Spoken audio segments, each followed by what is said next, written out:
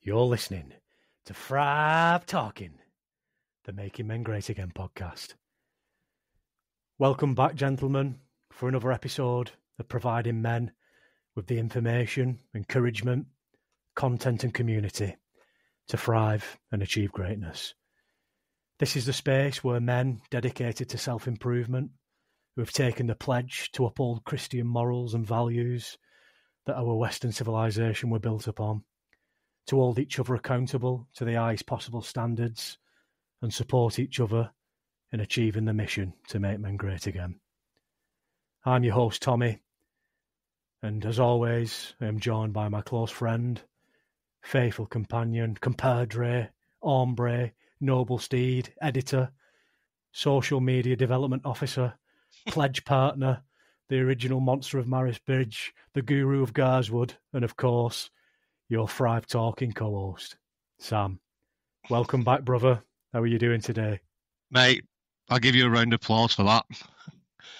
I feel like running through a brick wall now, and I didn't think it was going to end. I was wondering when you was going to take a breath, but you did. That's absolutely superb, mate. Thank you. Thank you for all that. You're more than welcome. It's been a while, so I've had time to sort of consider how I'm going to introduce you, and Yeah. yeah. Unlike me, who's the most unprepared, unorganised man that exists, you're much better. That's why you do the organisation. Thank God, because I can't do it as well. That's what this podcast's all about, Sam. So we can help each other become better. It is. So yeah, you'll have to give it a whirl in a future episode. I'll try, but Anyway, mate, we're back again. We certainly are. Back again. We have to just say a bit of an apology to the listeners because we have been promising and sort of under-delivering, haven't we, really? In many ways, but life gets in the way. Life gets in the way, and we try our best. Sometimes it doesn't work, but here we are again, back in your ears. We certainly are. And you're spot on there, Sam. It's just life sometimes, but we haven't delivered what we've promised, so we've sort of reevaluated, haven't we? We've had a few conversations and discussed options going forward. Yeah. So yeah, I'm confident that we're going to make it work now and be a little bit more consistent with the content we're putting out there, and hopefully not upsetting the listeners around the world and the millions in Mongolia too much. I know. Well, we shan't go on about that because there's been some upset from over that side of the world. So without further ado, Sam, what have you been up to since last time, mate? Much to report? What have I been up to, mate? It's a big list. But we're not going to go into it too much. I've been away quite a bit on trips, pleasure, not business, which is good. Been I was going to Mallorca to do a triathlon, but they decided to cancel it the day before as I was sat in the airport. An act of God, I believe. Literally an act of God. The only day in the year where it decided to thunder, lightning, tornadoes, blizzards, everything on that little island of Mallorca. Brilliant. So that was cancelled. So that was annoying. You train months and months and they cancel it. Anyway, we still went. What else? And you know what, Tommy? I mentioned it on a previous podcast, and I did a little short about Benidorm, the infamous Benidorm. Yeah. And unfortunately, I went to Benidorm last weekend on a stag do, because why else would you go to Benidorm, really, other than a stag do or a hen do? It's not really my thing, to be honest, mate. It's not really my place. It's not somewhere I'd choose to go. But it is what it is. It's a place. It's a place where you can do whatever you want, get whatever you want. But the sun was shining, so I got the vitamin D, got outside. All the things that we need to do anyway, or should be doing. So that's really it, mate. As for enjoyment, did you conduct yourself like a gentleman? I did. Question. I'm not a drunken slob. I don't conform to that kind of behaviour anymore. You know, Well, 10 years ago I might have done, but not anymore. Not anymore. quite good timing as well, Sam. So hopefully the last episode would have set you up nicely for both of those trips, and hopefully it gave you a little bit of encouragement. Yeah. Oh, absolutely. But the thing is, they were both good in ways because I did a lot of the pillars, what we spoke about many podcasts ago now. It feels like a lifetime. I still incorporated that the best way I could. I'm not a man who drinks alcohol at all, really. So I made of it what I will. But otherwise, mate, I'm feeling good, Beautiful. feeling happy, and feeling fresh. What about yourself? I'm pleased to hear it, Sam. It's been a mixed bag for me, to be honest. But you know, I'm feeling good recently. We've had back-to-back visitors up here in Northumberland from back at home. My parents came up, and my sister and brother-in-law have been up with my nieces, and one of my close friends and a listener of the show, one of the brethren, came up with his wife and children. So it's been good to see people. We've been blessed with the presence, and we've had some quality time in getting that connect pillar in there, Sam. So I can't complain, mate. Life's good. Every day is a blessing. Yeah, very good. I've got to ask you, Sam, as I do every episode, have you been doing your training, saying your prayers and taking your vitamins? I have, mate. I have, as always. And I've said in previous episodes, I'm lacking on the prayers, but we've just had a little conversation before this podcast, and I'm warming to it, and I'm warming to it to your great delight. I know I could see you. I could see you grinning. I could see it, and but we're not going to go into that. That's maybe for another time. Listen, but Sam, but you'll be happy. I'm very happy. It's given me so much encouragement, mate. As I said to you, prayers are being answered, and I'm not sure we're there yet, but the Bible tells us that when one sinner is saved, every angel in heaven rejoices, mate. There you go. Love that. So I'll look forward to many conversations with you off the air about that, and who knows, maybe it'll form the agenda of a future episode. Let's see where it goes. Yeah, I'm sure it will. But we're not a religious podcast, are we? It's more the values, isn't it?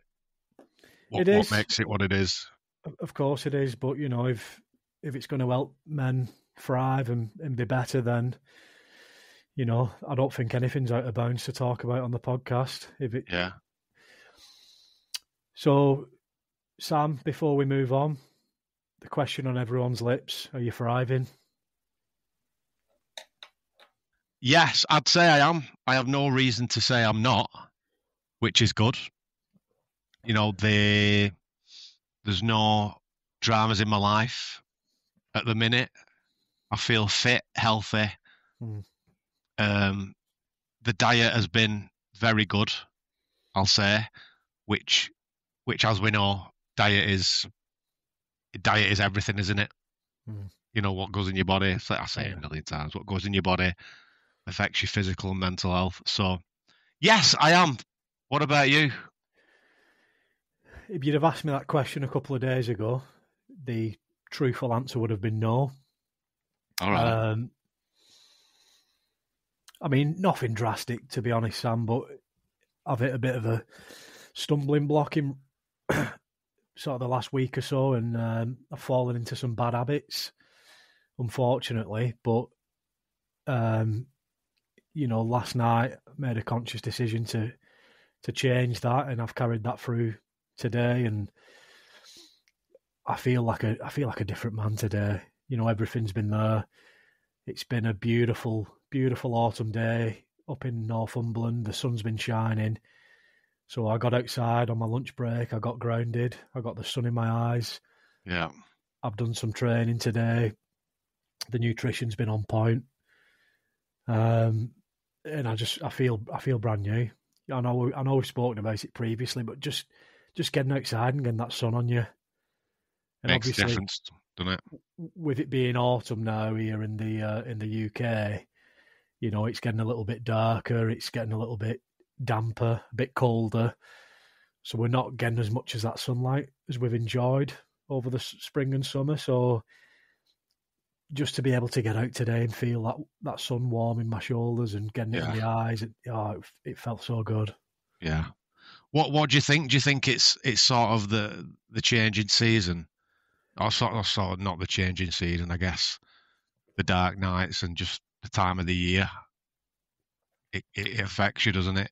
In ways. I know the clocks went back over here in the UK at the weekend. Yeah. Which to everyone, it's an extra an hour in bed. But what you don't realise is it's going dark earlier, obviously, and it kind of it changes your mood a bit, doesn't it? And it like you said there, it can make you fall into bad habits. Yeah. I think that. I mean, that's you tell me. It's hard to pinpoint it really, Sam, because I'm a man who I love every season, and when the next one comes around, I'm always ready for it. So I'm very much enjoying autumn. It's just in terms of like, thriving and implementing the pillars and being disciplined. I don't know what's caused it. There's just been a loss of momentum, really. Probably because I wasn't feeling too well a couple of weeks ago, and that I think we spoke about it on the last episode. That knocked me back a little bit, and I think we also mentioned the fact that when you do feel well, sometimes you sort of reach for those home comforts that you shouldn't necessarily reach for, and it's all about that comfort and accessibility, and we do the things that we shouldn't necessarily do. But I've just been stuck in a bit of a rut with it, and it's quite apt that we're talking about what we're talking about on today's episode, because that's where I've been most affected, to be honest, and I'll come on to it in a little bit, Sam, but the good news is I am absolutely thriving now.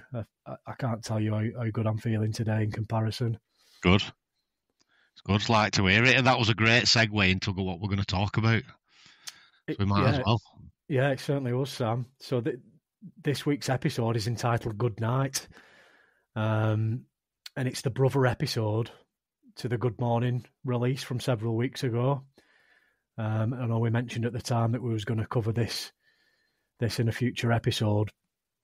So we're going to discuss the different routines, rituals and regimes that will help elevate your nighttime routine, help you relax, unwind, get a quality night's sleep, which of course is an essential piece of the puzzle to help men thrive and achieve greatness. Now, good night's a phrase that we say to one another, we say to our loved ones.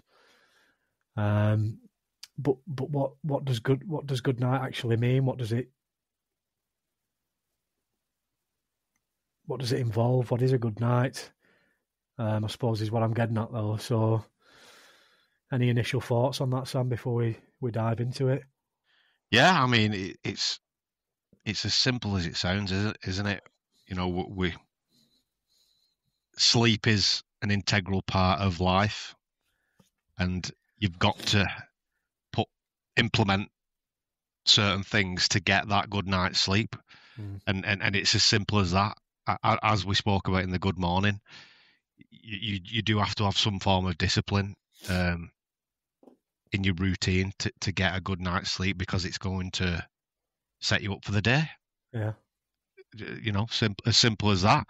But yeah, I look forward to it because it's something else that we can deep dive into that is quite obvious, but a lot of people are obviously not doing it because a lot of people are dependent on caffeine, aren't they? Which is a direct result of a bad night's sleep. Yeah, no, and then sort of the vicious circle that enstrues from that, because as you said, they're reliant on the caffeine to recover from the bad night's sleep, but one of the reasons for the bad night's sleep is arguably the caffeine, which is something that we'll talk about shortly. So, no, I'm excited for this one, Sam. I really am, and I know we covered it very briefly in when we looked at the thriving 5 pillars, and it was obviously part of the rest, fuel and recovery and rest that we spoke about there. So it's going to be a good one, Sam. Certainly is. Let's have it. Oh. See, it's been a while, mate, so I forget where I'm up to these days. But first, order of business. The Brethren Bulletin, Tommy. The Brethren Bulletin. Any updates on that?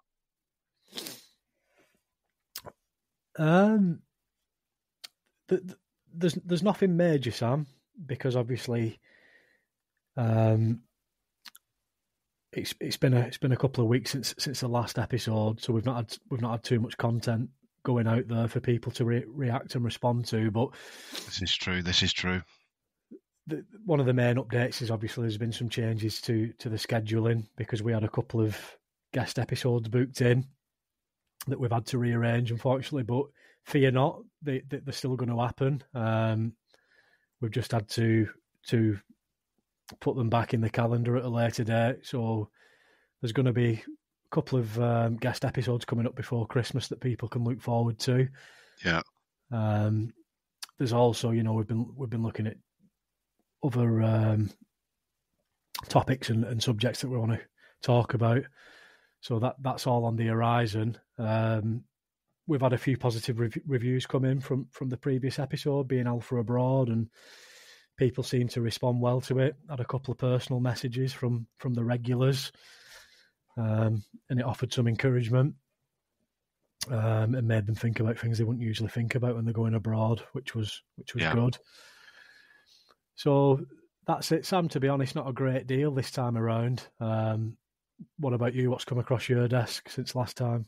Yeah, I mean that's okay, and it has been a while, so we don't expect masses of fan mail just yet. And we have to be realistic about this, don't we? So, in reality, we are still in the early days with this podcast. I mean, this is episode 13. Oh, yeah. We are still, and we're not pumping these out weekly like we want to. Just being realistic about it. It's not our job. We're not getting paid.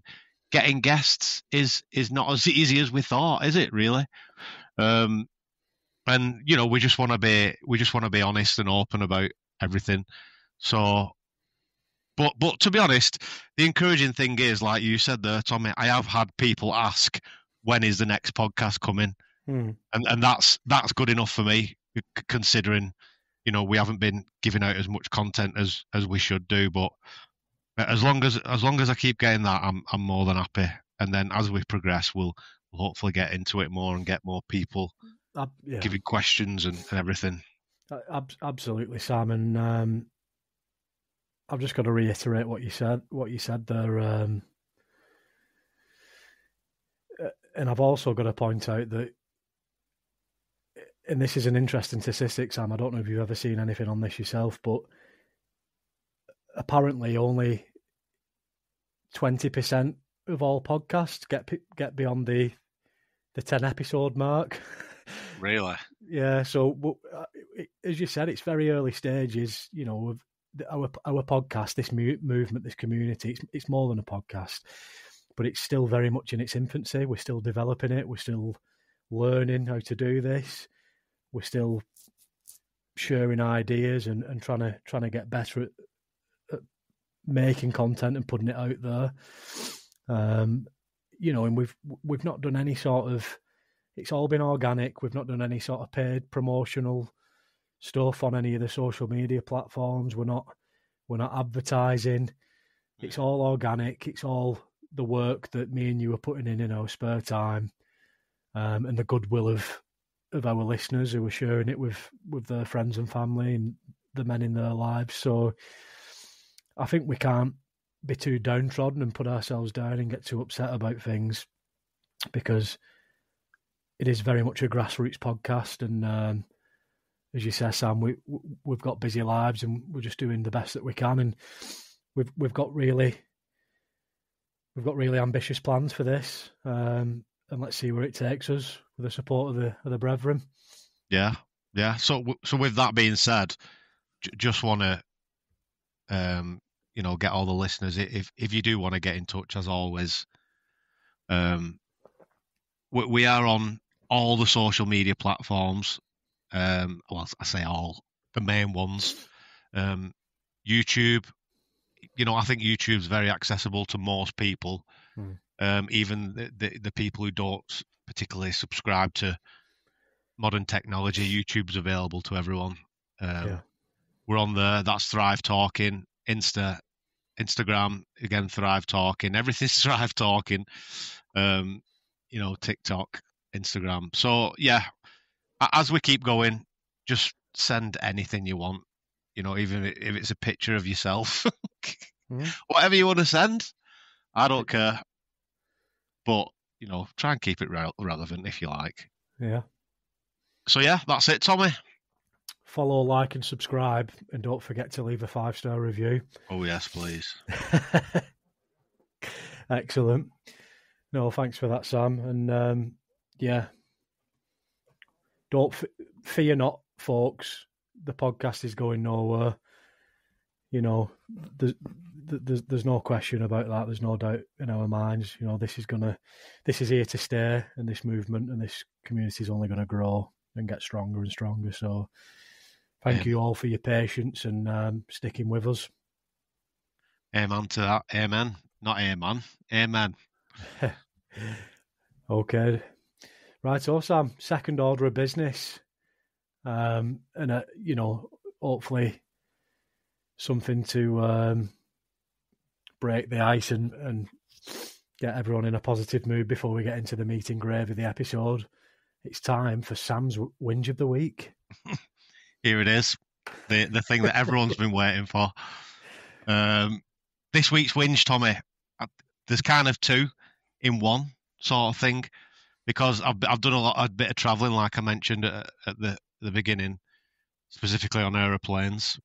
I guess it's kind of related to that. But anyway, the number one whinge this week is people who, I'm going to use the word dawdle, when they are walking around shops, when they're walking around airports, just walking around any sort of establishment, supermarkets, airports, shops. And I only say this because I've experienced it quite a lot over the past months, specifically in the airport. And I know, if you get to an airport, some people are in a rush, some people are not in a rush. Some people are late for the flight, some people get there 10 hours before and sit down and do sod all. But it's the people who they're just dawdling along. And for anyone who doesn't know what dawdling means, it's basically doing something at a really slow pace and getting in the way of everyone else, basically. Getting under the feet. Getting under the feet. You're walking through somewhere, you're walking through the supermarket, and you've just got some person who's like taking the time, and they'll just stop suddenly out of nowhere, start doing something, and you're like, all right. You just want to stop in this tiny little alley, not alley, sorry. You want to stop in this tiny little aisle. No one can get round you while you take your coat off or have a ching wag with Deirdre at the side of you. And as well as that level of dawdling, people in shops, like, clothing shops, it's just happened to me a few times this week. At specifically this time of year, it's run up to Christmas, shops are full of people buying clothes, and you're like, I was walking through, this specific shop. It was absolutely packed full of people, and then this woman just stops in the middle of the aisle and starts taking her jacket off, puts her bag down, gets her phone out, and there's like 30 people behind me all waiting because this woman stopped in the shop, and it drives me insane. I just need to go where I need to go. So that's my whinge. And the second part is aeroplanes. I don't know if you've experienced this, Tommy, but when you're getting on an aeroplane, you're going up the steps to get on the plane, or you're going down the what's it called? What connects the plane to the airport? The bridge, the passenger bridge. And people who are actually already on the plane you know, when they're going down the aisle in the middle of the plane and they just start faffing about putting the bags in the overhead locker, and it makes everyone else behind them just get pissed off because one person decides that they're going to get everything out the bag as soon as they get on their aeroplane instead of sitting down. Do you know what I mean? I do, mate, but I've got to counter that. Don't you dare. I'm a fan of a dawdle. No, it's not okay. I'll tell you what. I'll tell you what I'm not a fan of though, and I think that it falls into the sort of category of what you're getting at is a lack of spatial awareness. That is exactly it, mate. That is exactly it. Yeah.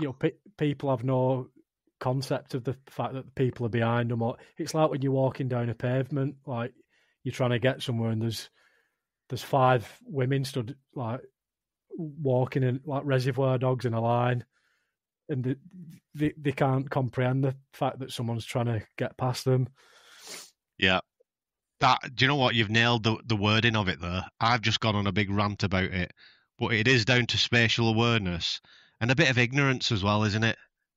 Not really concerned about what's going on. It's all about them and you know what they need to do, which is fine if you're in your own house, you know. But when you're out in public, just have a bit of spatial awareness of what's going on around you. Absolutely, Sam. There's not enough. It's like common sense these days. There's a lack of it. There's a lack of spatial awareness. Yeah. And I've said it before, and I'll say it again, mate. We're preaching common sense on this podcast over and over again. So if you are dawdling or if you're holding up an aeroplane, just have a look behind you and see what's going on. You know what I mean? Yeah. And just have a consideration for your fellow man or woman. Correct. Thank you. Good night. I appreciate it, Sam. Thank you for your whinge. It's all right. It's no worries. Same again next week. How does it feel to have gotten it off your chest after a couple of weeks? Oh, it's been driving me insane. It's just because it's happened so much. It seems to happen wherever I go. Not that I'm in a rush to get anywhere. Just a normal pace, and people just stopping and messing about. But it's there now. I've done it. Good. So after that little rant there, Tommy, we better get into the bones of what we're talking about. Which is good night. So yes, it certainly is. Start us off. Yeah, so obviously we give a little bit of an introduction just before the first orders of business there, Sam. But as we said in the previous episode on Good Morning, a good morning starts the night before, and I think the same can be said for a good night. The whole thing's like one big circle, isn't it? A good morning starts the night before, and a good night the morning of the very same day. Now, in reality, it's everything that you do throughout the day leading up to night time. And it's probably much harder to define than a morning routine, because that starts immediately after you wake up, and it lasts a short period of time. However, in contrast to that, with a good night and a nighttime routine, there's things that we'll probably speak about here, and things that we'd advise that apply 12 hours before you're actually going to bed. Yeah. But in general, it will more likely revolve around the hours following your evening meal, when all the work and the chores for the day have been completed, leading up to getting into bed and going to sleep. So, yeah, I hear what you're saying though. It makes sense, doesn't it? I didn't think of it like that, comparing the good morning and the good night, where it's much more of a build up to your good night. And I mean, it's obvious, isn't it? Now I'm saying it out loud. It's like flipping out, you know. But But so they're interconnected, Sam. Yeah. You know, you sort of can't have one without the other. So why? I mean, this is an obvious question, but why is it an issue? And why do you think people are getting it wrong? Well, to sort of highlight the importance of a good nighttime routine, as we're doing a lot of these deep dive episodes, Sam, I think you've got to look at statistics, because people like statistics, and it helps them it helps them compute and understand the issue. And so it's hard to enumerate this, but doing my research as I do before the episode, Sam, a lot of studies suggest that over 70% of men in the UK struggle to sleep through the night or get less than the recommended amount. Was that 70? Yeah. Shit. Wow, that's a lot. That's an unhealthy amount, percentage-wise, that aren't sleeping very well. Well, Christ. Take that comment that you've just made there, Sam, and think about all of the statistics and all the episodes that we've looked at. And, it very quickly paints a picture that men are not doing well. People in general aren't doing well, but men are not doing well. And pretty much everything that we look at, it's a majority that are getting it wrong, that are suffering. And it's a small minority who are getting it right and thriving. And I think that, in a nutshell, sort of defines our mission and explains to the listeners why we're actually doing this podcast and why we've created this community and why we want to help people and help ourselves, because so many men are suffering and getting a lot of these really important things wrong. Yeah. And it's affecting everything, as we've already spoken about. It's affecting the physical health, the mental health, the relationships, the happiness, and it's just having such a massive impact. So, yeah, do you know what I'm getting at there? No, it's quite obvious what you're saying. This is the whole reason we're doing the podcast, because we want to help men and women. I do get that in there. And yeah, how can we stress anymore how important sleep is? I mean, it shocked me, that 70% stat there. That's just ridiculous. It's absolutely ridiculous. And it's ridiculous because the men are doing things to themselves what's causing this bad sleep, because we are all responsible for our own life.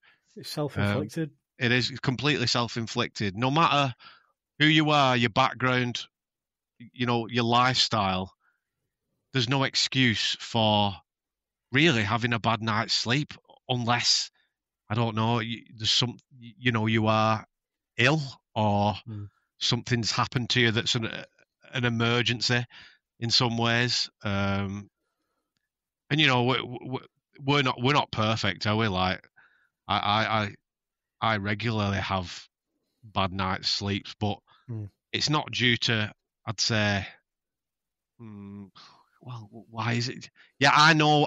Let's just say I know why I have bad night's sleep, because I sometimes slip into bad routines at night, which we'll go on to about. We certainly will. About what's doing that. Yeah. But yeah, that's probably a good thing to go into now, isn't it? Yeah. So why? So following on from statistics, Sam, I'll just make. Sorry.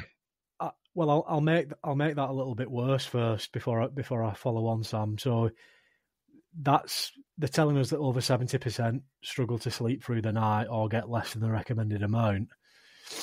But of the sort of remaining 30%, let's say, we don't actually know how many of them are getting quality. We just know it's about quantity. So they're getting the recommended amount, or they're sleeping through.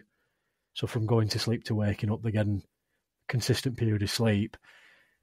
But that doesn't quantify the quality of that sleep. Yeah. So the percentage is probably actually a lot worse than that. When we're talking about quality of sleep as well. So, following on from that one, Sam, why that's such a shocking statistic, and why we need to be concerned about it, because we know that sleep deprivation has serious consequences, and a seriously negative impact on our health and well-being. So, you look at short-term effects of that, and that's stuff that me and you will have suffered from, Sam, when we've occasionally fallen into those bad habits, and succumb to the different temptations that present themselves in modern life. But short-term, it's going to affect your mood. You get a bad night's sleep, you're in a rotten mood when you get up in the morning. Yeah. You don't want to speak to anyone. You don't want to have pleasantries. That sort of thing. Anxiety, stress, irritability, brain fog, difficulty focusing, slowed reaction times, a compromised immune system, fatigue, lack of energy. And, of course, all of that impacts our communication skills and then our relationships, because we're not communicating well with the people around us, our loved ones, our work colleagues. Our decision-making skills to look after ourselves and our families, to be productive, achieve objectives, and that's both in work and outside of work. Our performance, both cognitively and physically, whether that's in the gym with our training or whether it's at our desks doing some writing or some work. So they're the sort of short-term consequences of sleep deprivation or a bad night's sleep. And then long-term, those short-term impacts sort of compound and they get worse and they develop into more serious issues like, we're talking serious illnesses here, weight gain, serious weight gain, diabetes, heart disease, low libido, infertility, because our hormones are screwed, they're knackered, we're not producing testosterone, depression, and we're talking serious depression here, and other serious mood disorders as well. So very quickly you start to understand the consequences of not getting your nighttime routine and not getting your sleep right. Yeah. And I think one of the other issues there, Sam, is it's a lack of awareness, isn't it? And it's an ignorance to it. Yeah. So many people don't realise the importance of having a good routine at night and getting a good quality night's sleep. I'd hazard a guess that a large percentage of people don't actually understand what a good night's sleep is. Because they're so used to, they don't know anything else. Yeah. Everything I'm just hearing everything you're saying there, mate, and it's quite shocking, really, that all them negative consequences, specifically physical and mental health, can eventually lead to you losing your life. It's gonna lead to death. And all because you sort of don't know how to sort of sleep. It's as simple as that, isn't it? Really. And I was just thinking as well. They used to use sleep deprivation as a form of torture, didn't they? Exactly. I was looking into it before. It was like during the Korean War, I believe. And I'm sure it worked as well. I mean, obviously we wasn't there, but it's kind of a mind controlling sort of thing, isn't it? Because if you're that tired, you'd do anything to fall asleep. I'm sure if you was a prisoner, you'd start singing like a canary, just like you would if you was like dehydrated or you was starving. You'd do anything, wouldn't you, to get that back in your system? And it's the same with sleep. I completely understand that. We have like a bad night's sleep, and you just feel like you want to do anything to get back into bed, don't you? That day, throughout the day, you'd kill to get in bed, sort of thing. So the power of sleep is unbelievable. I've enjoyed listening to you there, Sam, because you made a fantastic point, and it's always good getting someone else's perspective. And I like what you said about you comparing it to being thirsty or hungry. Yeah. And it's because you've got three things there that are essential to human health. You've got sleep, hydration, and food, so your nutrients that you're consuming. Yeah. And like you say, you know how it feels to be hungry, to be thirsty, to be. I was just going to ask you, have you ever been at a point of desperation for sleep? Do you know what I have? And how bad did you feel? Oh, it's it's one of the worst, and the reason I wouldn't ever purposely put myself in that situation where I need sleep, but it has happened a few times. Most notably is when you have kids, and when they're keeping you up throughout the night. As much as you love them, God love them, all you want to do is go to sleep.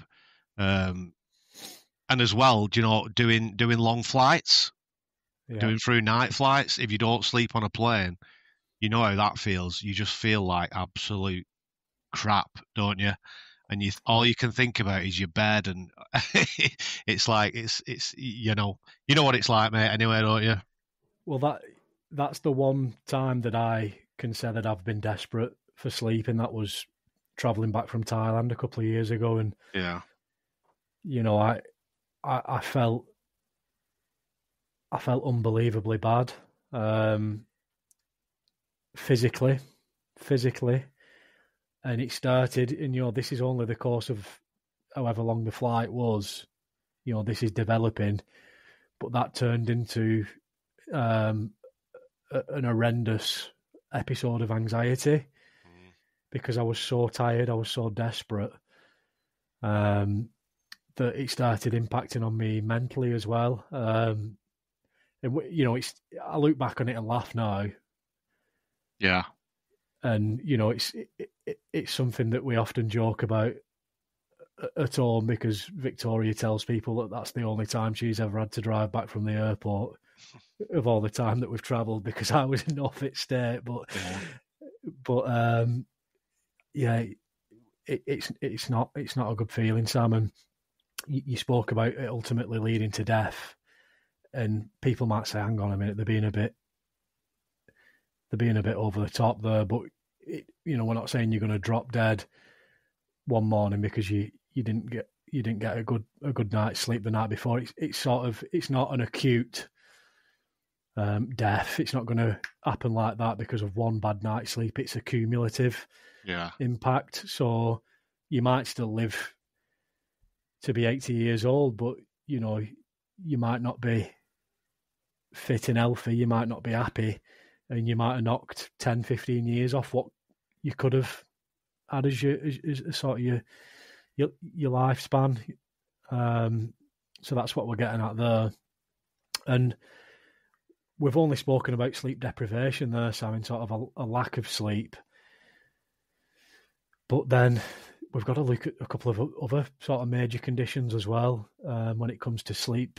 And there's two that spring to mind and that we've done a little bit of background on. And one's sleep apnea, Sam, which I don't know how much you're aware of sleep apnea, but it's basically where your breathing repeatedly stops throughout the night. So it starts throughout while you're sleeping, which prevents the body because you're actually not breathing for a period of time.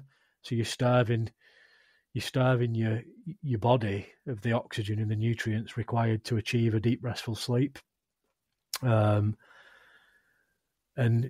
I think in the UK, the statistics were millions of men are suffering from sleep apnea. Millions and millions of men are suffering from sleep apnea. Yeah. And men are up to three times more likely to suffer than women with that particular condition.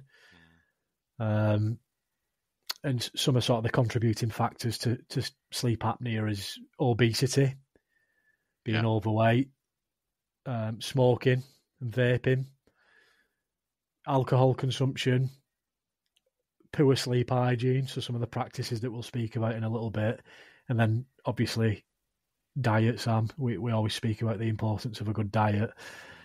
So they're the sort of causes. What are the impacts? Disease, diabetes, cancer, liver problems, and sort of all the same stuff that we've already spoken about under sleep deprivation. So I don't. Have you had any experience with that, Sam, or know anyone who's suffered with it? To be honest, mate, no. I know of it. Mainly through, like bodybuilders seem to get it quite a lot. Yeah. That's just through pure size of the body, isn't it? Yeah. I've heard about it in that much, but I don't really know much about it, so I couldn't really comment. But one thing I do know, completely unrelated, well, it's still related, but regarding people who work shifts, have you heard of this? Oh, Specifically night shifts. yeah. They're 11% more likely to die early than a 9 to 5, let's say, which is mental, isn't it? Really, absolutely mad. But it makes sense with what you've just said. It is mental, Sam, but when you actually when you stop and think about it and consider why, it does make total sense. Yeah. The circadian rhythm's upside down, hormone production's not what it should be. We've spoken about the benefits of sunlight. If you work night shifts, you're not getting sunlight. No, that's true. There's a number of issues there, and it's a really interesting topic of conversation. But sort of continuing on sleep apnea, I think it's something that we're a little bit ignorant to in the UK. Certainly in the US, pretty much every other person has a sleep apnea machine. What do they call it now? CPAP. A CPAP. There you go. Yeah. Yeah. Thank you for reminding me. Big Lenny obviously had a CPAP. That's right. But it was big.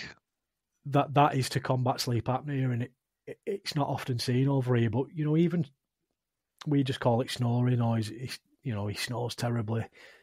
But that actually is a common sort of symptom or sign of sleep apnea, and it's something that I've suffered with myself previously. Whilst I never received a formal diagnosis, I've been able, in retrospect, to come to that conclusion based on the evidence. So just to share that with you briefly, Sam, and give the brethren a little bit of context. During a period of time in my life when I was a little bit younger, probably around about when we was playing music together and around that time in general, yeah, I was smoking cigarettes, drinking a lot of alcohol, binge drinking in particular, going to the football on a weekend and probably drinking a little bit more than I care to admit sometimes, consuming a lot of processed sugars and ultra-processed foods, much more than how I was brought up doing, and what I was used to a few years earlier when I was into my bodybuilding and training. And then also I was being exposed to a hell of a lot of blue light, especially in an evening after work. I'd be on my PlayStation, I'd be watching Netflix, I'd be on my phone in bed watching YouTube. I'd be consuming caffeine throughout the day up until bedtime, and being ignorant towards the impact of all of that on my health. It was sort of a vicious cycle that spiraled, because whilst I did have knowledge of what was healthy and what wasn't, because I felt low in mood and suffered from bouts of depression, I didn't really care. But the reason I was feeling that way in the first instance was a cumulative effect of all of what I've just mentioned there, and not having good connections or being able to speak to anyone about it. Yeah.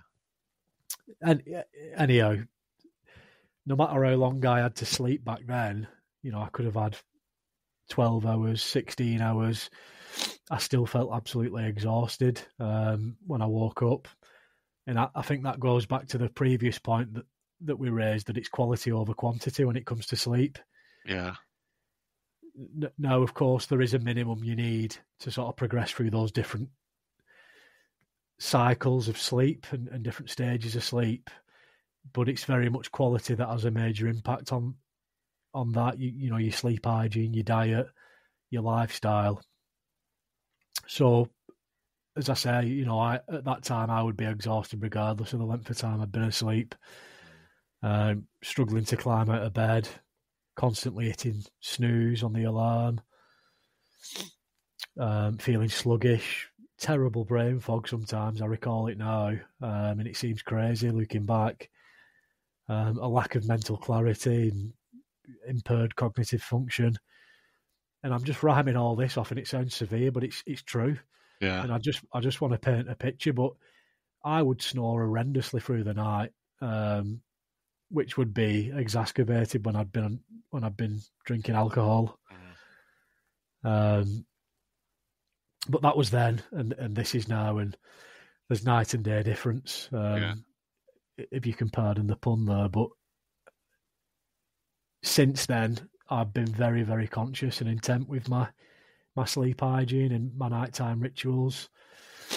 And of course, like you said before, there's times when you fall into bad habits, but I've never come close to sort of falling into those realms again. And I generally, I'd say that my sleep now is superior to probably what most people experience that I'm aware of. So I don't know about you, Sam, but yeah, I mean, you do learn from your mistakes, don't you? With anything in life, you know what's good for you now that was bad for you previously. And a lot of what you said there is just pure lifestyle choices, isn't it? Yeah. Things that you're doing to yourself, the things that you're putting in your body. Again, I'll always keep going back to diet because it's got a massive impact on sleep, definitely. But I think it's obvious to say that don't drink coffee or caffeine before you go to bed. But to some people, it's not. And it's like, there you go. There's one answer straight away to the problem. Yeah, exactly. And I think it goes back to what we've said about pretty much everything we ever speak about, Sam. It's that lack of awareness, isn't it? Yeah. So many people don't even realise that it's a problem. Anyhow, I digress. The other sort of key one that people suffer from, sort of sleep related disorders and illnesses, is insomnia. And that's obviously, as we know, the difficulty actually getting to sleep or staying asleep. Yeah. And the consequences of that are all the above, what we've already spoken about there under sleep apnea and sleep deprivation. So, importance of sleep, Sam. Yeah. What are you saying about that? In your own words, in your own sort of thoughts. I mean, you've done a lot. You've done a lot there, mate, on why it is so important. But I think it just comes down to general well-being. Is what I think. Good night's sleep leads to a great day. It'll make you that good night's sleep. You're gonna thrive in the day, in whatever you're doing in that day.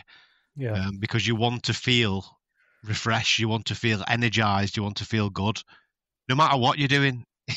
Even if you don't work, you can at least have a good night's sleep and make the most out of the day. Specifically for sports people, I'd say sleep's so important. But not just for sports, but people, just for your everyday man and woman on the street. We can't stress it enough. It just makes you feel good.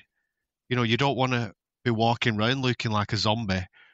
You want to be thriving, not just for yourself, but how you portray yourself in front of other people, presuming you are in front of other people during the day, whether that be work or whatever it can be. So, yeah, I think it just, the importance just comes down to, general well-being. Yeah, that's as simple as I can put it, I think, mate. Yeah. But It's very well put, Sam. And I think sometimes we're in danger of overcomplicating things, aren't we? We've always said that we'll try and keep things simple and make things easy to digest for the brethren listening in. So there's no harm in keeping it simple. Yeah. Like you said, we've hopefully done a pretty good job of painting a picture there of why it is an issue and why it needs speaking about, and the power of the power of a good night's sleep. Yeah. And we're not sleep experts, are we? I know a lot of them do exist in the world, because there is, like you've highlighted, a lot of problems there, specifically insomnia. To me, that's quite frightening to have something like that. But people do have it, and they do live. So there's a lot to be said about that, isn't there? Really, that you can live with insomnia and just lead a normal lifestyle. And what strikes me as well is people who claim or say that they can like have 2 hours sleep a night, 2, 3, 4. I mean, anything below 5 hours, I'd say, is unhealthy. Specifically as an adult, because with an adult, you look at between 7 to 9 hours a night, don't you? Ideally. You're not. If you're not sleep, of course, as we said, quality is more important than quantity. But if you're not getting long enough, you're not going to get through all of those sleep cycles. Yeah, this is true. But I don't know if I mentioned it before, but I wear a smartwatch what tracks my sleep, and there's loads of other things like that, isn't there, on the market? And whether I've had a 12-hour sleep, my watch can still say you had a terrible night's sleep, even though I've had 12 hours. Like you said before, well, it is quality, isn't it? You've had 12 hours, probably quite restless, and you're going to feel like shit the next day. So, yeah, quality, mate. Sam, this sounds ridiculous because it's so obvious, but there's a reason. There's a reason that we've been created and designed to sleep. If we didn't need sleep, it wouldn't exist, would it? No, that's true. Yeah, it's so important.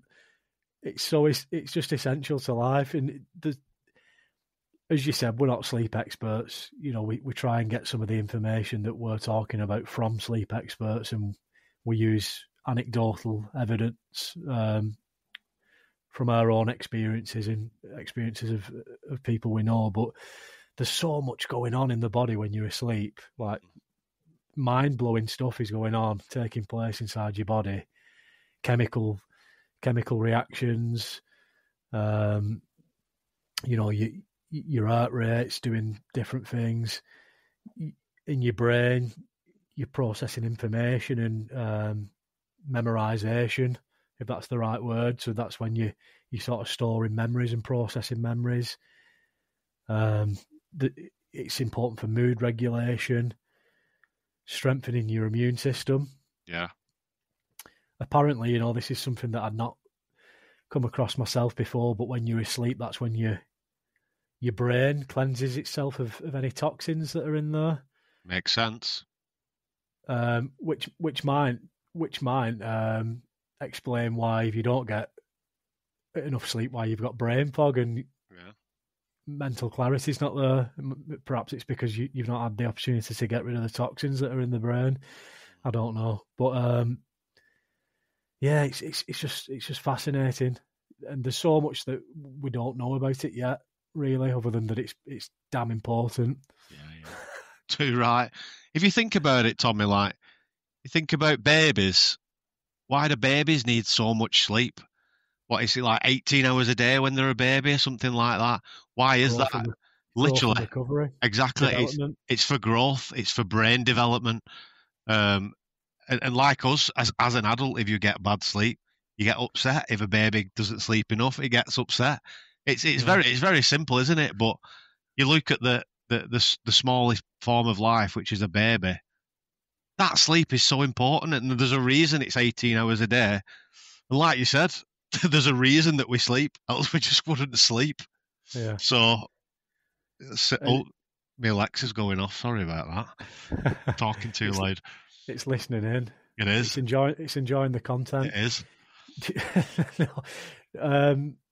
Sort of just addressing one of the comments you made there, Sam. After that, there are people who claim, I can function off this amount of sleep and this and that, and there is people who are sort of functional insomniacs, but there's absolutely no way that they're living as the best version of themselves, or they're being as productive as they would be if they was having an adequate amount of sleep and a quality sleep at that. So I'll take anything that someone like that says with a pinch of salt, because they might be doing all right, but they could be doing a damn sight better. But there's a lot of possible long-term damage there, isn't there? Really, well, exactly, as honest. we said before. Yeah, you might not see it in the next couple of weeks or the next 6-12 months or even the next 4 or 5 years. It might be in 30-40 years time, depending on how old you are, that you suffer the consequences of your poor sleep. Yeah. Anyhow, Sam, so I think we've covered quite a lot of ground there. Sure have. Now, some of the benefits of a good night's sleep, just right off the bat, quick. And it's so simple again. You have a good night's sleep, you wake up feeling refreshed, ready to tackle the day. Your energy levels are there. You've no difficulty waking up, getting out of bed. You've got a zest. You've got like a zest for life. You've got an appetite to get out of bed and get stuff done. Your circadian rhythm, we've spoken about this previously, Sam, your internal body clock. It's so important to the production of hormones. Actually how good your sleep quality is. It's essential to everything, really. And then your muscle growth and recovery, we just spoke about, about babies growing, developing. It's no different for us, especially, muscle growth and recovery is important for everyone. But if you're a physical man and you train, you get in the gym, you do your exercise, it's even more important that you get that quality of sleep. Yeah. Just to chime in there, because I do like to hone in on the physical part of it, just through playing rugby, doing all the things that I do, the rugby and the triathlons. For me, and this is obvious, but physical recovery is massive, isn't it, when you sleep? Because that's when your body sort of grows, essentially. And as well, for prevented injuries, which is massive. I mean, no one wants to get injured, do they? And I know in the work, one of our heroes, well, more so me, Big Lenny. For anyone who doesn't know, he was a bodybuilder, but this guy is a bit weird. But anyway, he was a very dedicated bodybuilder, and he would say, like, all he did was sleep, eat, and go to the gym, and that's literally all he did. He'd sleep at any time that he could. He thought that it's the optimum way to grow, and it is the optimum way to grow. You can go and train your biceps all you want in the gym, but if you're not getting that sleep, they ain't going to grow very well. So, yeah. Sorry, mate. Carry on. No, I'm glad you have chimed in, and always feel free to do so. It's not just me who's talking here, although it might seem like it sometimes. Oh, you're the fact, man. You're the fact. Facts. No, I think it's time to speak about the current barriers that so many men are facing, Sam, when it comes to nighttime routines. And I really encourage you to chime in here and offer your thoughts and feedback. But with all of these deep dive episodes that we do, it's important to identify the barriers so we can help people address them and change things. So,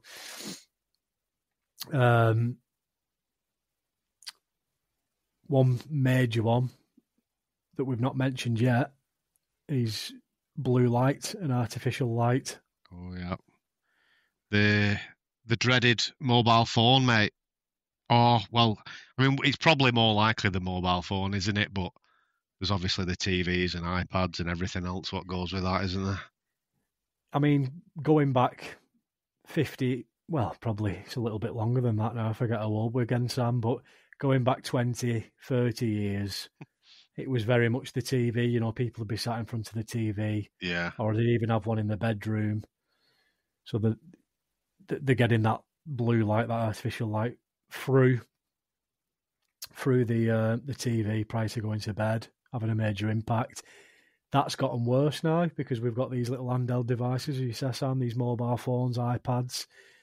So now we find ourselves actually lying in bed scrolling on these literally just before we want to go to sleep. yeah, And when I spoke earlier about me falling into some bad habits recently, that's been it. Now, I'm an avid reader. I'm usually in the habit of reading every night in bed. The phone gets put to one side, forgotten about until the following day. Recently, I've fallen into the bad habit of going on my phone in bed and watching YouTube videos. And I'm not making an excuse, but just to offer an explanation, the reason why I do that is because I absolutely love YouTube. You know, there's so much fantastic content on YouTube. yeah, But being a man who's, you know, I've got a demanding job, I've got a young family, I've got an home to upkeep. Life is just so busy throughout the normal day. There is absolutely no time for me to watch something on YouTube that, you know, there's a lot of educational stuff, a lot of entertainment on there, obviously, but at no point can I sit and watch something on YouTube throughout the day.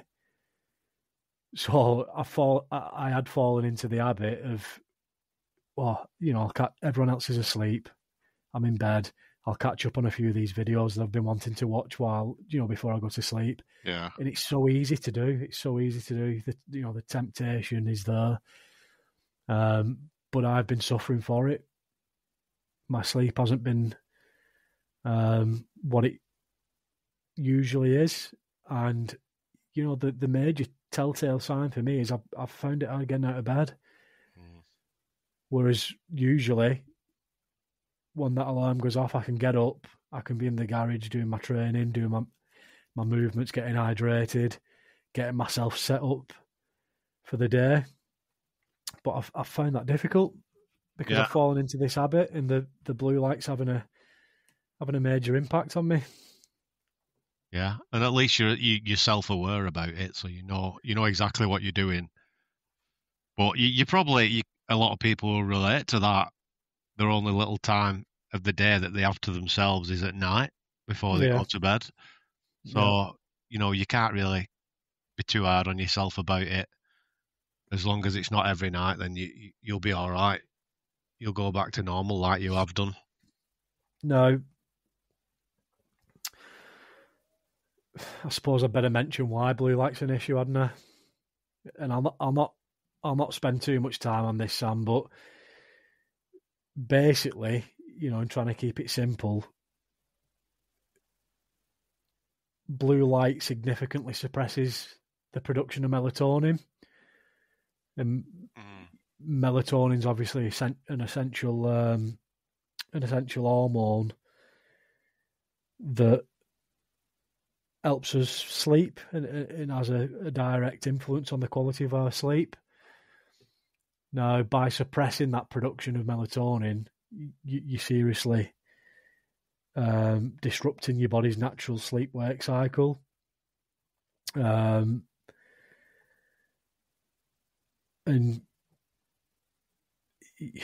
as you know, we've already spoken about the impact that's going to have on your physical and mental health. So, no, you don't need to go any further than that, really, Tommy. It's pretty obvious, isn't it? What that, because you know we don't sleep during the day for a reason, because of light, and light is the problem. That's why we sleep at night. Yeah, and sort of just to go back go back one step there, sorry, Sam, is that the reason blue light suppresses melatonin production is because you're basically tricking your brain into thinking that it's still daytime. That's right, yeah. Because you're getting that light and that flickering into your eye. So your body thinks, oh, it's not nighttime yet. It's not time to produce melatonin. It's not time to go to sleep. And I'm not saying that it's not necessarily going to stop you going to sleep, but it's going to seriously impact the quality of the sleep. So that's blue light, Sam. Next one's caffeine. Yeah. And we've spoken about caffeine, Sam.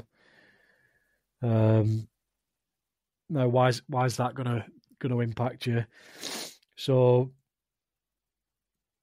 the half-life of caffeine is between 4 to 6 hours. The quarter life of caffeine is is double that. So 8 to 12 hours. It can even sometimes last a little bit longer than that. So basically, if you have a cup of coffee at midday, 1 o'clock, some of that caffeine is still going to be active in your blood, in your bloodstream, in your system at night time when you're going to sleep. So that's obviously going to impact on the quality of your sleep as well, and your ability to actually fall asleep. Yeah, and I think a lot of people don't realise how long it actually is in your system, because it's a quick fix to many, or that's what it does for most people. Energy drinks, specifically energy drinks, specifically training. If you take pre-workout, for example, you think, it's hit me within 15 minutes, but it's still there when you're trying to go to sleep as well, which is not what you want. No, it's absolutely not what you want, Sam. And again, not to go into too much detail, but the sort of science behind it is caffeine blocks your brain's adenosine receptors, which is, it's another natural sleep-inducing chemical. So caffeine blocks those receptors, and that has an impact. And it keeps you, because it blocks those receptors, it keeps you alert and awake. Yeah. So you're unable to relax and to get all those feelings that you're supposed to get before you go into sleep. And on caffeine, Sam, like you've just touched on it there, I sort of stumbled my way to finding out that this is a problem completely on accident, because I used to absolutely abuse caffeine. Growing up, I could drink a cup of coffee before bed, go to sleep, think nothing of it, no problem at all. And you spoke about pre-workouts there, Sam. I remember the days of 3 scoops and no explode before the gym, and super pump and jacked and this, that, and the other. And it came to a point where I became very, very, and I didn't put it down to the caffeine at the time, but I'd get really jittery and my heart would race and I'd feel a bit sick and a bit anxious. And then I became very, very sensitive to caffeine. Yeah. And that's when I started doing my research on it and found, what a serious impact it was, to the extent where I went completely caffeine free for a period of time. So I love coffee. I absolutely love coffee. And even the coffee beans that I was buying were decaffeinated. I just went completely cold turkey on caffeine. And I've slowly reintroduced it now, and I focus on really quality and clean caffeine, and I'm very intentional with when I consume it. And I'll come on to that in a bit, but that's caffeine, Sam. And what about your experience personally with that? Have you had anything? See, I don't drink coffee. Never have. Probably never will, to be honest. You're a tea drinker, though. I am a tea drinker, but there's not much in that. No, there isn't. It's not a myth. It is. I'm not having that. It is, mate. It's got barely anything compared to coffee. If you compare it to coffee, anyway, specifically like green tea, like that is just there's nothing in that. But anyway, I digress. Yeah, I am a person who does take pre-workout. I will be honest, but I Are you don't. still on taking pre-workouts Oh now? yeah. But it's not the sort of pre-workouts where it's like 400 milligrams of caffeine. Mine are like what 120 max, and it's always in the early part of the day. Always, always. I would never dream of taking any form of caffeine, not even in the So, afternoon, because so I what? know Just out of interest, Sam, like it's not relevant at all. But what pre-workout do you take? it's just a normal standard from my protein. All right, Yeah, but because you. and Sorry, go it's on. good stuff. It's cheap and it's all right. It's got vitamin C in it and a few other vitamins, and you know it does a job. What one thing that I sort of turned to once I'd sort of become aware that I've not taken pre-workouts for years now, but is you can get obviously non-stimulant That's right. Yeah, pre-workouts that don't have any caffeine in at all or any other stimulants, and it's just the stuff that's focused on getting blood into the muscle, the vasodilation to open up those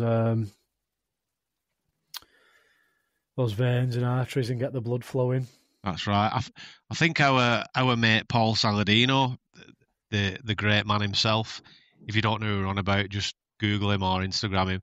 One of the posts he put on Legend. was about some if you need pre-workout to train or exercise, then you need to look at your diet because there's something wrong, and Totally agree. he's right in it. We don't really need caffeine for anything. Let's be honest.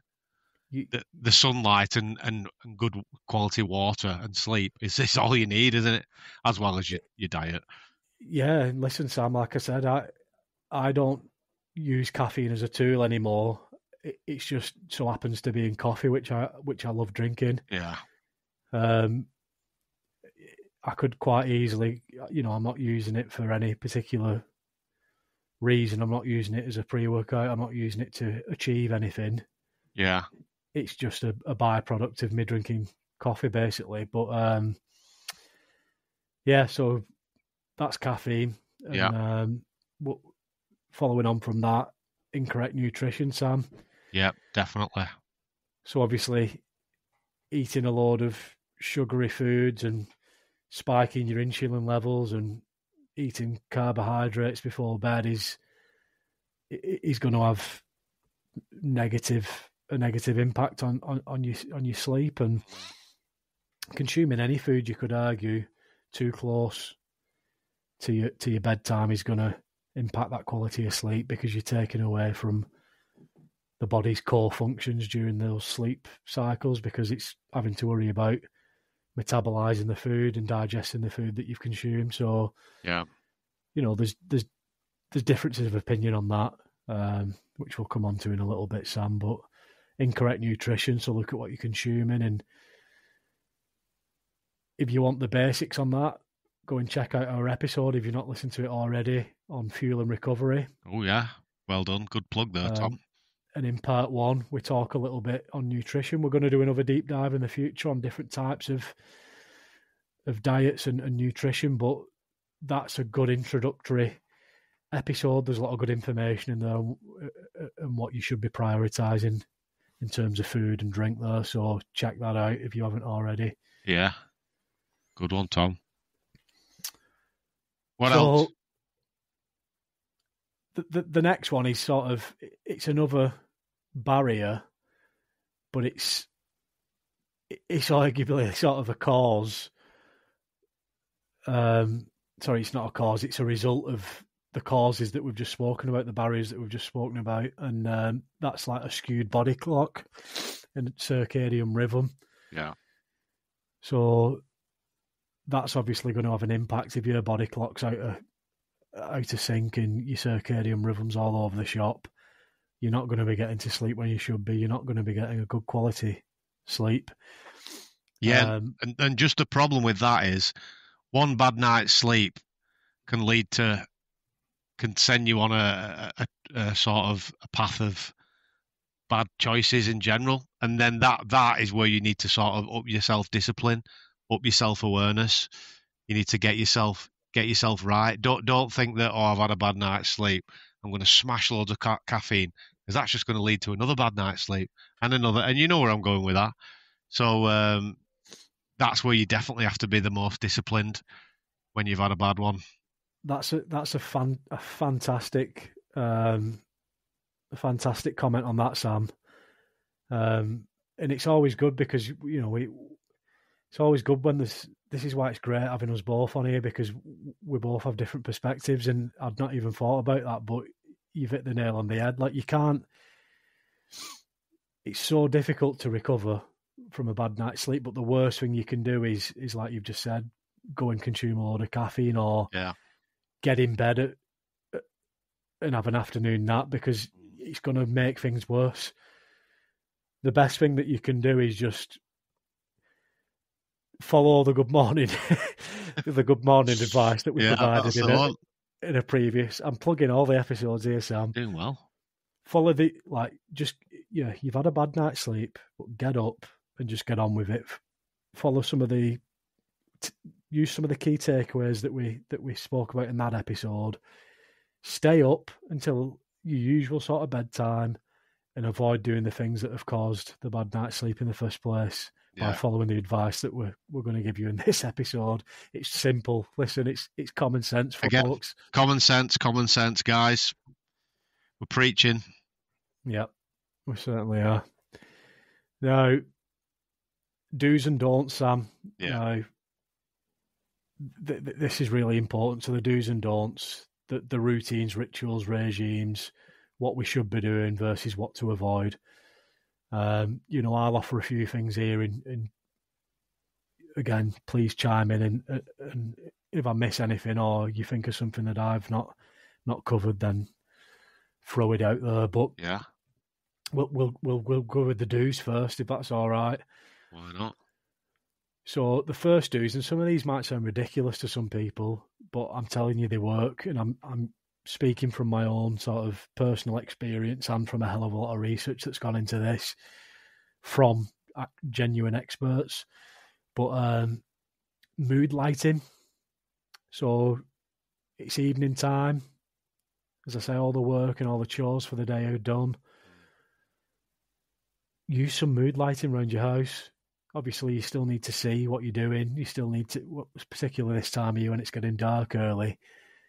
But introduce some mood lighting, and by that I mean lights that give off red light and soft glow. So not blue light, not white Arctic LED lights. Yeah. Nothing like that. Some nice red light, soft glows. I've got a lovely Himalayan salt lamp here that gives off a beautiful soft glow. It's not going to put any wavelengths or different types of light in the eye that are going to impact on my melatonin production. It's not going to cause any flickering that's going to make me feel alert and awake. It's really soft glow. It's beautiful. It's easy on the eye. It helps you wind down and relax. With that, Sam, and people have poked fun at me in the past here, but when I read in bed at night, and I think I've told you this before, I may have even sent you a picture at one point, but I have an head torch that has a red light on it, and that's what I use to read in bed at night. And there's two reasons for that. The main reason is I'm not getting any bright lights that are going to impact on my melatonin production. I'm not going to trick my brain that it's still daytime. Yeah.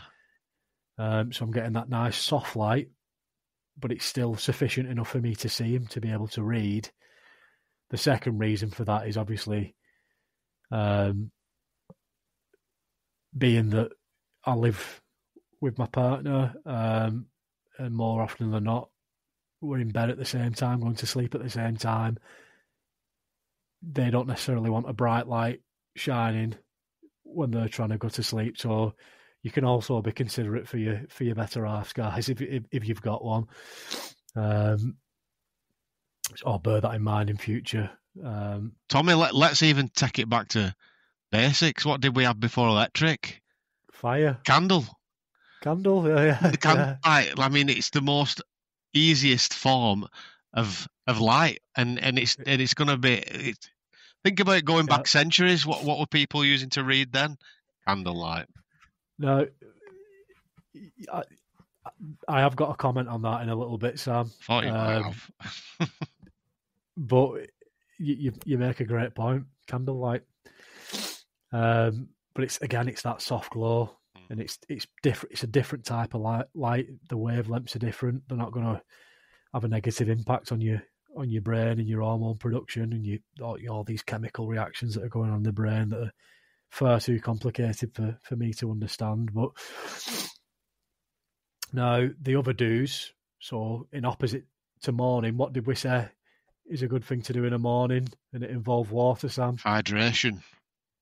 Well, there is that. But the other one involving water. Cold shower. Yeah. My favourite. So in the morning, you want cold water because that raises the internal body temperature,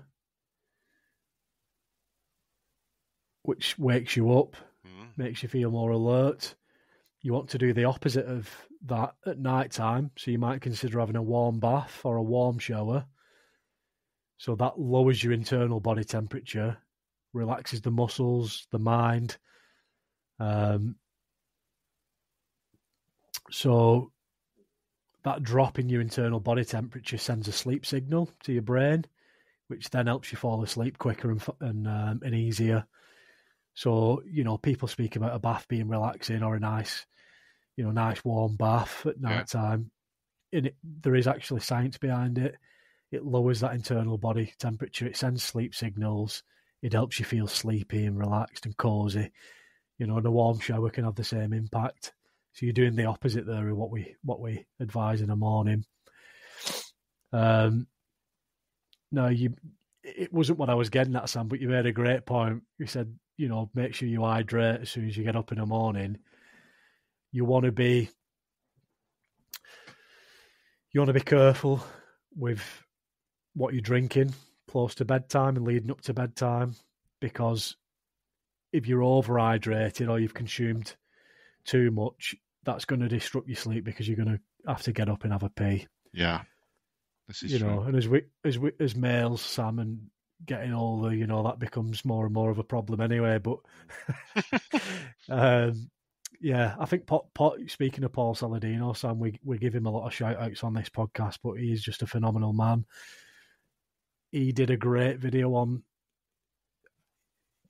He said something about drinking. I think it was about 80% of your total intake for the day before 2-3 o'clock.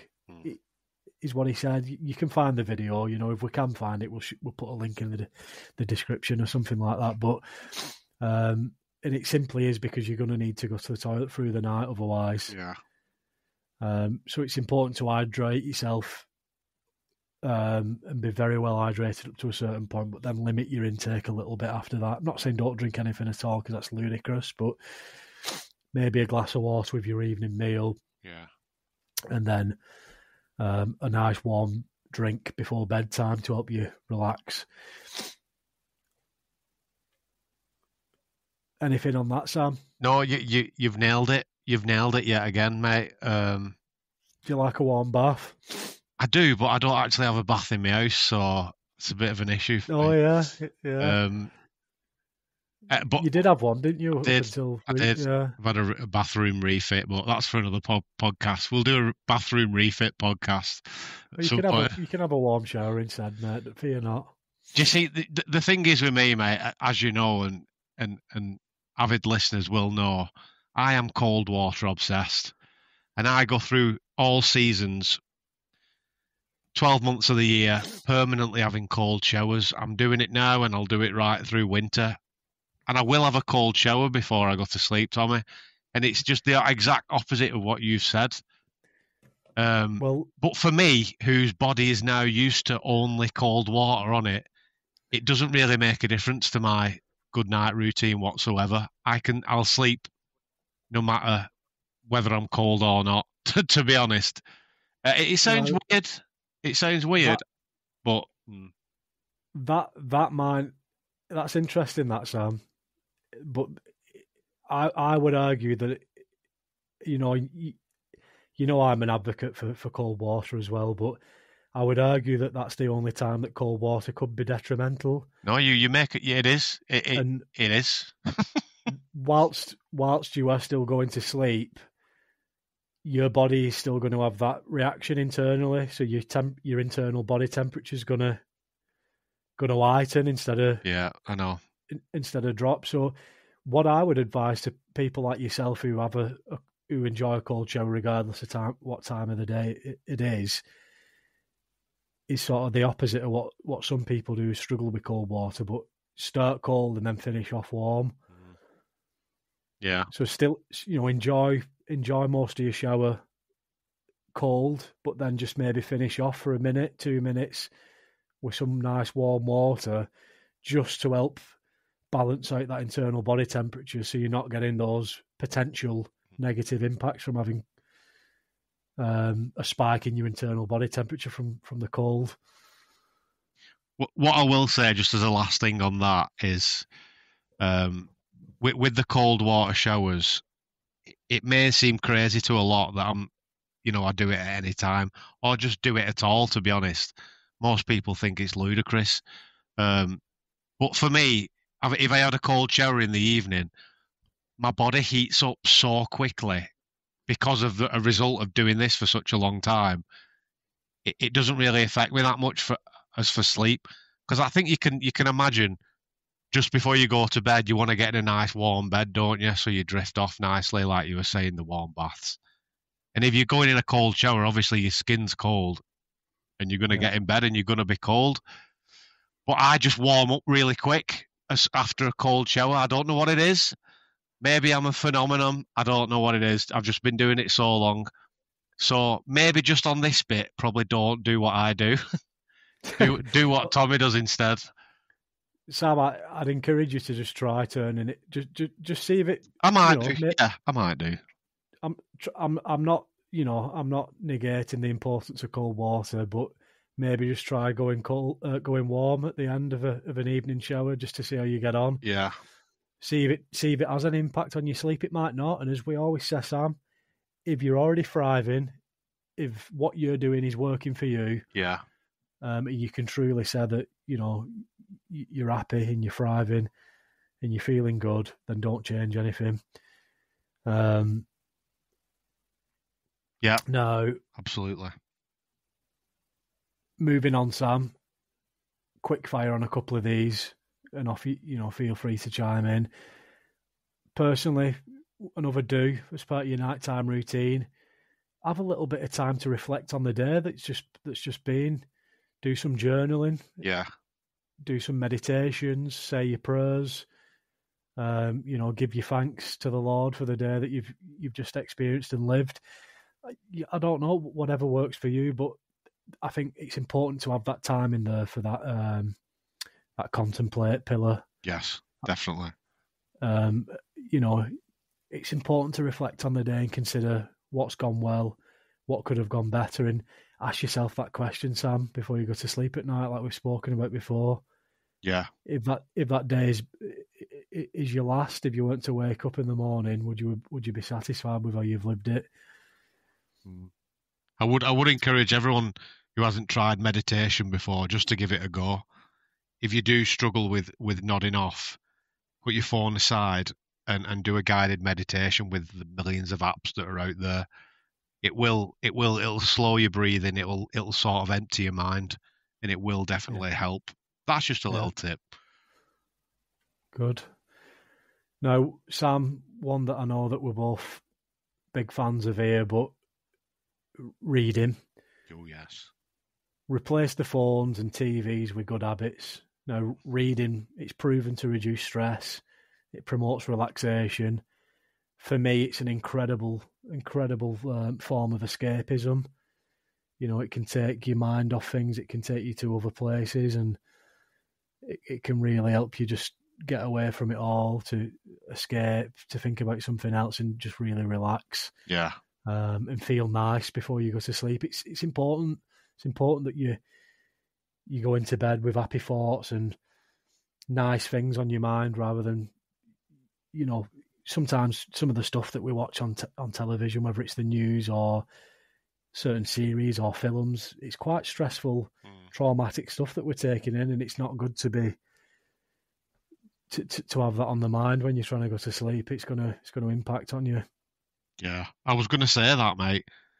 Specifically, if you're watching the news in the UK, there's never anything good on there. It's certainly not positive. And if that's what's going on in your brain before you go into sleep, you're going to be thinking about it, aren't you? And you know what? It may well affect your sleep. You might have bad dreams. You don't want any negativity, do you, before you're drifting off. Absolutely. And you're combining that. You're looking at it on your phone. You're getting that blue light. You're getting negativity. There's only one thing that's going to happen there. You're going to have a shit night's sleep. Yeah. Absolutely, Sam. Now, following on from that, it's the end of the working day. As I keep saying, all the chores are done. You've nothing left to do. It's time to unwind, decompress, relax. For me, it's very important in this sort of period of time in the day to work on your connections. So again, we're talking about another one of the thriving 5 pillars. Have conversations with the people you love, the people you care about. Debrief, talk to each other about your day. That might be a friend, it might be a partner, it might be your parents. Have a deep, meaningful conversation with someone and work on building and strengthening those connections you've got with the people who are important in your life. Yeah, absolutely. But make sure that's not via your mobile phone before you're going to sleep. If you really need to, then yeah, do it. But try and do that at least 20 minutes before you are due to go to sleep. Then start your actual proper wind down without technology, if you can.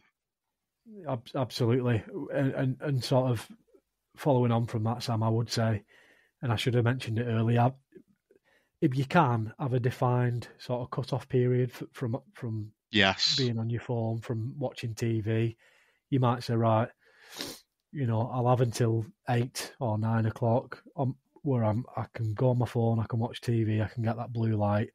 After that, we're putting the mood lighting on, we're reading a book, we're having a conversation with someone, we're going having a warm bath. Yeah. You start that proper nighttime, build up to bed then.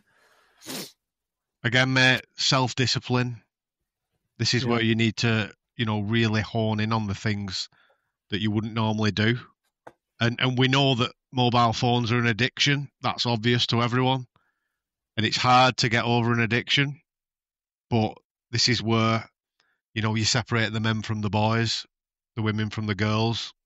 You've got to do these things that will ensure that you live a good life, a long life. So, yeah, try, especially what you said there about the phone. We've said this before. If you can, just leave your phone outside your bedroom.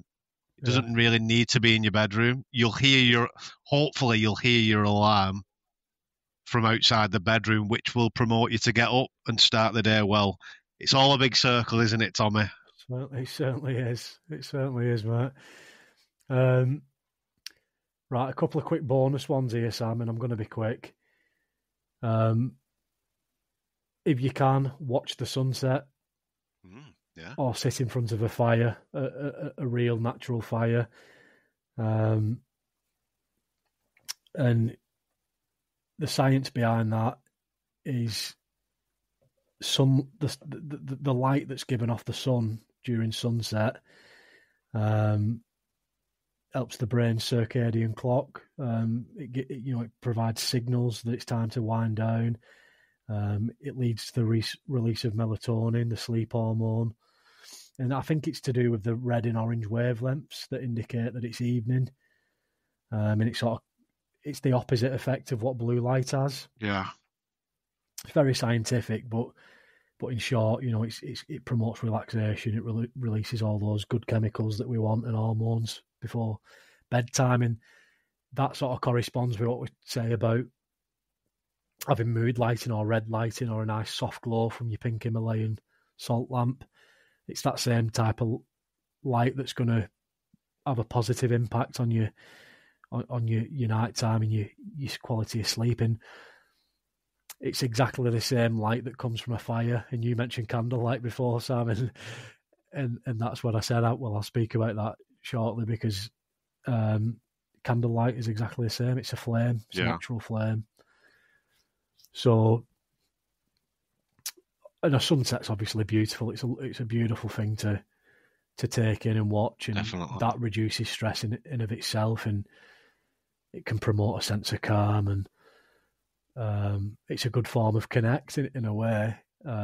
Feel good chemicals in the brain are released, regulates your circadian rhythm, and that's it. That's a bonus one, Sam. And then Love that. You get similar effects from a fire. You know, I don't know about you, but I love looking into a fire, and it's quite hypnotic. Yeah, mesmerising.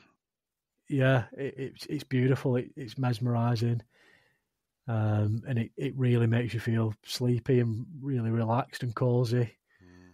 So that's another one. If you've got a log burner, perhaps, or depending on the time of year, you can sit outside and get in front of an open fire before bed. Wonderful. Yeah, for sure. This is a brilliant one. And then the nice heat that you get from the fire will help you to drift off as well. So Absolutely. 2 in 1 there. And then 3 final ones from me, Sam. Consider having an air purifier in your bedroom. So that's something that I've used previously and had great success with. So you're obviously it's what it says on the tin. You're cleaning the air that you're breathing in while you're asleep. So any dust or little microscopic toxins or pollutants that might be in the atmosphere, obviously where you live will have a big impact on this as well. If you live in like a city centre where there's a lot of emissions from vehicles, or I don't know. There's a number of factors at play here, but an air purifier is a good option. You know, enhancing the quality of air that you're breathing in will encourage a good quality of sleep. Aromatherapy is another one, and that's something I've dabbled with myself. I like using like lavender. Yes, definitely. Different things like that promotes relaxation. Again, what I would say on aromatherapy is check the ingredients, because I've fallen foul of this in the past. Only use organic essential oils with no nasties or additives in there. Some of these pillar sprays that you get that say lavender, you look at the ingredients and they're full of all sorts of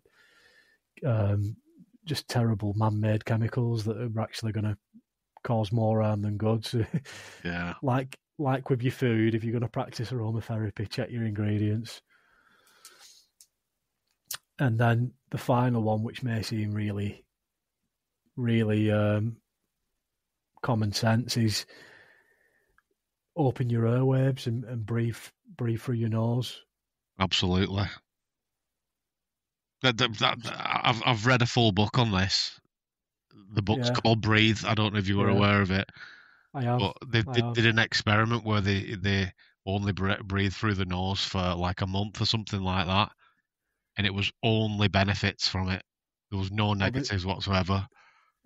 There's so much in breathing properly through the nose that so many people are just unaware of, and you know, it's probably something to speak about in a future episode. And we could talk about that book, but it has such a massive impact on your health, and even like your facial structure can be impacted by. Yeah, it's crazy. It's madness.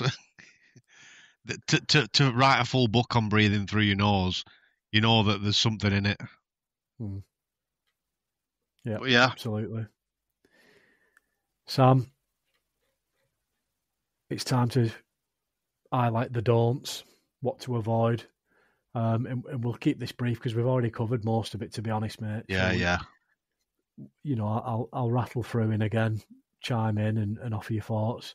For me, don't eat within 2 hours of the time that you want to go to sleep. Yeah. We've already discussed sort of why, but what I would say is when you do eat that last meal or snack, whatever it is, prioritise those natural whole foods, limit carbs. So what I'd recommend is a high protein, high fat meal or snack there. Yeah, definitely. I don't know if you're familiar with casein protein. It's a type of protein that's found in dairy commonly.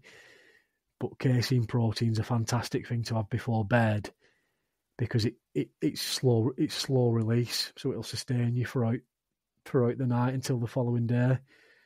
Whereas like a whey protein, for example, is a fast release protein, so you're getting it instantly. It's getting into your bloodstream quickly. It's digested very quickly. So that's a good thing to have after a workout, for example, or first thing when you're breaking a fast. But before bed, you want something that's going to sustain you for a period of time. So that's why casein protein's a fantastic option there. And eating cheese before bed's not going to give you nightmares. It's an old wives' tale. No, it's not. The irony is cheese is probably one of the best things that you can eat before bed because it's rich in protein, it's rich in fat, and it's got all the good stuff in there as well, the calcium and the other vitamins and minerals. Think about babies again, Tommy. A baby's bottle before bed. Milk. There's milk. Yeah. There's a reason for it. Protein and fat. Protein and fat. There you have it. It's really simple. The other one, Sam, as we've mentioned, is limit fluid intake, and then consider what type of drinks you're going to have before bed. Before we started, you told us that you're drinking a cup of peppermint tea, if I recall correctly. That is true. A lovely option there. For one, it's caffeine free. It's natural tea. It's herbal, so it's got relaxant properties in it. Other types of tea you could consider the rooibos tea or red bush, it's known as. Another good caffeine free tea that's got relaxants in it. Valerian root's another one that's proven to help people feel sleepy, and it's caffeine free. Lavender tea's another, and it smells lovely as well. That's what I'd say on that, Sam. Yeah, for sure, mate, for sure. Don't go on your mobile phone in bed. Don't have a TV in your bedroom, Sam. It was well documented in early episodes that you took a TV out of your bedroom and smashed it up. This is true. Did do that. It changed your life. Did. Now, we've already spoken about the effects of blue light on melatonin. I'm not going to go over it again. Yeah. And listen, as I always say, take everything that we say as a pinch of salt. Do your own research on these things. Come to your own conclusions. But, I encourage you to at least try these things, and I promise you'll feel the benefit. Where are we? Caffeine, again, we've spoken about that, Sam. Yeah. Half-life of caffeine, 6 hours. Quarter life, 12 hours. Can still be in your system up to 18 hours later. It's gonna impact on you. And that's it, really, Sam. Yeah. It's basically all the barriers that we spoke about earlier. Just don't do any of them, is what we're saying, isn't it? Now, the biggest one there, well, I'd say the two. What's the biggest for me is the caffeine and the mobile phone, because we live in 2025, and they are two things what are very prevalent in today's society, and more so, it's just the availability of coffee and energy drinks. What I think is a problem. You walk in a corner shop, and it's a wall of colour, and it's all energy drinks. The marketing it is what it is. Yeah, I mean, going back to when we was at high school, energy drinks just weren't a thing, or what I can't remember. It wasn't as much as it is now. And you get kids drinking energy drinks. I'm thinking, what do they need energy for? They're full of energy. Exactly. But it's a thing, isn't it? Again, combine that with a mobile phone, and you're just asking for trouble. You're asking for your brain to be permanently alive, and that's not what we want. Well, yeah, sorry. You want your brain to be alive. I meant more sort of you need to know when to calm down and when to not, sort of thing. So yeah, the phone and the caffeine is the big no for me, Tommy. Well, I was just going to say let's just quickly give the listeners our key takeaways, but you've done that there, Sam, and Yeah. I'd say exactly the same. Avoiding the blue light, avoiding the caffeine, and then I'd always encourage everyone to have some time reading and reading before bed, and then reflecting on the day as well, having some time for that. Yeah. So, and of course, remember to implement the thriving 5 pillars always. Yeah.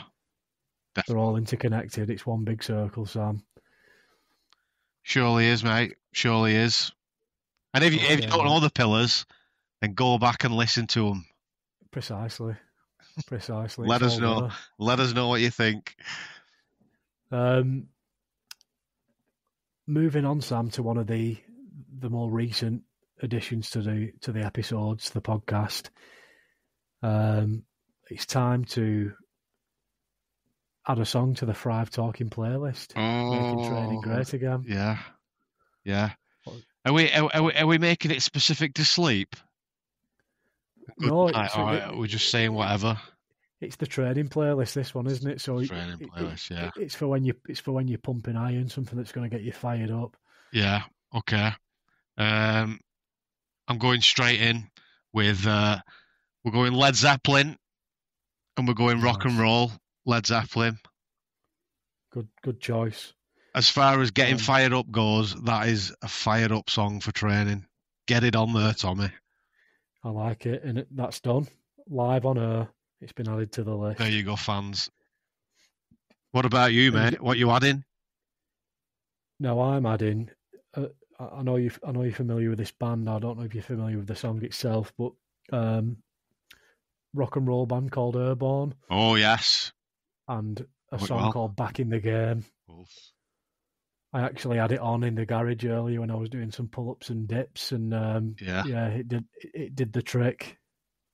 I love that. I was feeling pumped. I was up for it.